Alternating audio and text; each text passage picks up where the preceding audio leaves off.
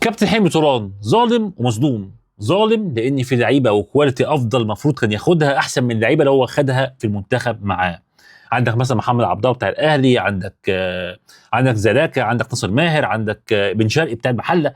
في عندك كذا اختيار وكذا لعيب كان المفروض تاخده احسن مليون مره من اللي عندك. انت عندك في لعيبه خلاص المفروض انتهت كرويا، صلاحيتها انتهت، ما ينفعش تمثل المنتخب تاني. خلاص بقى اوكسبارد يا باشا، خلاص انسى اخرهم الدوري. فانت ظلمت المنتخب وظلمتنا معاك باختيارك للعيبه دي. انت عامل زي ما يكون كده ايه، خدت كذا لعيب من كذا شارع وقلت لهم يلا يا جماعه في بطوله هنقضيها ساعتين كده في الساحه ونرجع تاني. وده مش ذنبك، ده ذنب الاداره اللي جابتك وخلتك مدير فني في وقت صعب جدا. وانت شلت شيله ويعني وانت اتحملت مسؤوليه بقى، وانت شلت الشيله في الاخر.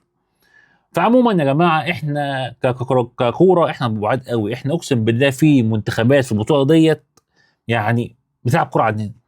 احنا ما عندناش كوره، احنا مفيش، احنا في اساسيات قسما بالله ما بنطبقها، اقسم بالله ما بنطبقها. احنا يا جماعه الدوري بتاعنا اللي فيه الهبوط فيه ما بيتطبقش، يبقى كل سنه وانتم طيبين. عموما اللي جاي فيه ربنا يسترها.